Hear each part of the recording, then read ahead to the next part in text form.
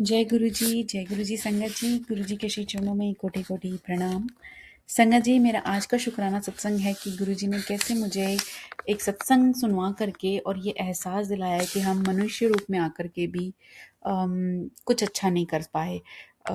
इस इकोसिस्टम के लिए, इस पृथ्वी के लिए, इस पूरे लाइक जो एक कॉस्मोस है जो हमारा, जिसमें हम रहते हैं, एक एनवायरनमेंट है, उसके लिए हम कुछ नहीं कर पाए। जो कि हम एक कहते हैं कि हमारे लाइक स्क्रिप्चर्स में भी लिखा है कि मनुष्य जन्म एक लाइक काफ़ी समय बाद मिलता है और it is a very precious like like यूनी है। अब लाइक इतना 84 लाख जूनियों के बाद मिलती है ये वाली जून। तो उसका ये जब वो एक्चुअली पुरानी आंटी का सत्संग था, तो उसमें पता चला कि उसमें एक लाइन आती है कि आदमी तो किसी दे कम नहीं आंदा। जब जो गुरुजी बोलते हैं, आंटी को बोलते हैं कि बट पशु ते मरने के बाद भी बहुत काम आ जाता है। उसकी स्किन के मतलब सब चीज़ें बन जाती हैं इतनी, और जो उसका वो है फ्लैश है, उसको लोग खा भी लेते हैं लाइक, बट वो बहुत काम आता है। बट जो मनुष्य है वो किसी के काम नहीं आता है, ये उसका जिस था। गुरुजी ने डेफ़िनेटली पंजाबी में बोला था, उसको मैं बोल नहीं पाती हूँ, इसलिए मैं हिंदी में बता रही हूँ आपको। तो जब ये बोला गया तो मेरे मन में एक भाव आया कि वाक़ई बात कितनी सत्य है ना? कि हम तो बस अपने ही कामों में, अपने परिवारों में उलझ के रह गए, अपने ही फ़ाइनेंसेस में और अपनी पढ़ाई-लिखाई, करियर और इसके आगे तो बीमारियाँ, मतलब इसके आगे तो हमारे कुछ है ही नहीं, अगर 4-5 टॉपिक ही हैं लाइफ़ में, है ना?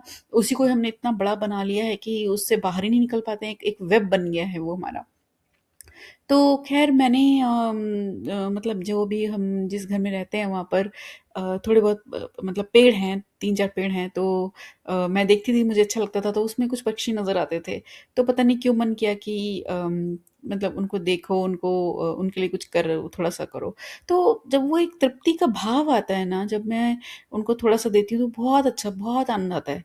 लाइक मैं उनको दाना जो भी जितना भी हो पाता है, और ये मेरे को पहले एहसास नहीं था। ये सत्संग सुनने के बाद ही मन में ऐसे धीरे-धीरे प्रीति बढ़ती गई और आता गया।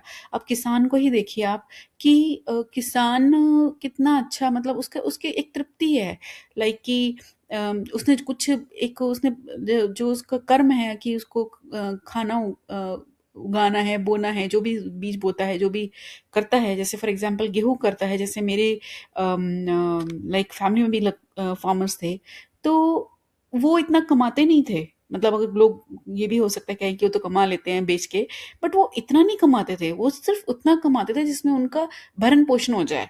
मगर उससे जितने कितने सारे लोगों का पेट भरता है। मतलब जो मार्केट होके ठीक है डेफ़िनिटली पहुँचता है वो स्टोर्स में, और फिर वहाँ से हम खरीद के लाते हैं। बट एक तृप्ति जो मिलती है ना खाना खाने के बाद, उसका भाव ही अलग होता है। तो वो एक अलग ही है।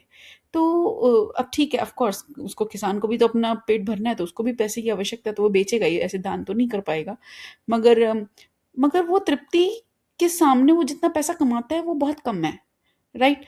वो भाव से ही वो उसको भर जाता है। जैसे मैं अपनी फैमिली में देखूँ तो वो भाव से ही भर जाते थे, है ना? तो ये बहुत सुंदर भाव है। तो हमें अपने आस-पास के जो हमारा ये प्रकृति है, इसके लिए हमें ज़रूर कुछ करना चाहिए।